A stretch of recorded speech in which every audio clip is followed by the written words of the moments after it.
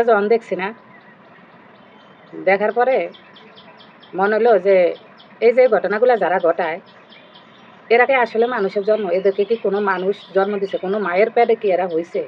হ্যাঁ, এই বাচ্চাটার বয়স হলো মাত্র 7 বছর, ক্লাস 2-তে পড়ে। ঘটনা ঘটছে রবিবারে চট্টগ্রাম সীতাকুণ্ডে বোটানিক্যাল গার্ডেনের ইকো পার্কে, মানে জায়গার নাম নাকি এটা। গভীর জঙ্গলের ভিতর থেকে মেয়েটা গড়ার অবস্থায় উপরের দিকে হাইটে হাইটে উঠতেছিল। তারপর ওই গার্ডেনের ভিতরে নির্মাণ শ্রমিকটা কাজ করতেছিল। হ্যাঁ করে মেয়েটা ইশারা করে ডাকতেছিল, ইশারা দেওয়ার কি জানি কইতেছিল, মানে আমার বাঁচান বা কি। পরে একজনের চোখে পরে পুরা হেরা দৌড়ে যায়, কয়েকজন মিলা তারপর ওরে মেডিকেলে নিয়ে যায়। আজকে সকালে নিউজটা দেখলাম যে মেয়েটা দুনিয়া থেকে বিদায় নিছে। মেয়েটার পরনের জামাটা দেখেন, মনে হইতেছে জামাটার কালার লাল কালার, কিন্তু না, ওর যে শ্বাসনালীটা কেটে দিছে, রক্তে জামাটার এই অবস্থা। এগুলা কি সহ্য করা যায় এখন? এগুলা কোনো সুস্থ মানুষ এগুলা কিভাবে সহ্য করবে? হ্যাঁ, আর এগুলা বিচার কে করব? কার কাছে আমরা বিচার চান কোন তো? এই বিচার চাইতে চাইতে চাইতে চাইতে আজ পর্যন্ত এই যে এত ঘটনা ঘটতেছে প্রতিনিয়ত, যে যার যার জায়গা থেকে কিন্তু কথা বলতেছে, বিচার চাইতেছে, বিচার হইতেছে না। বাংলাদেশে একটা এই ধরনের অপরাধীদের দৃষ্টান্তমূলক বিচার ব্যবস্থা আপনারা রাখেন রাখেন যাতে করে এই ধরনের মানুষগুলা দ্বিতীয়বার সাহস না পায় এরকম ঘটনা ঘটানোর।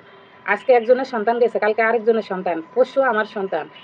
মানে দেশের ভিতরে যদি এরকম চলতেই থাকে, এরা আমরা কেউ নিরাপদ না, আমগো কারো সন্তান নিরাপদ না।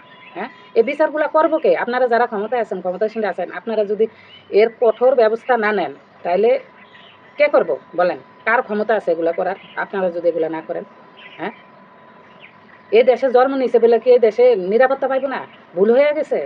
হ্যাঁ, তাহলে একবারে সবার মাইরা ফেলান না। এরকম কষ্ট দেওয়ার চাইতে একবারে সবাই মাইরা ফেলান।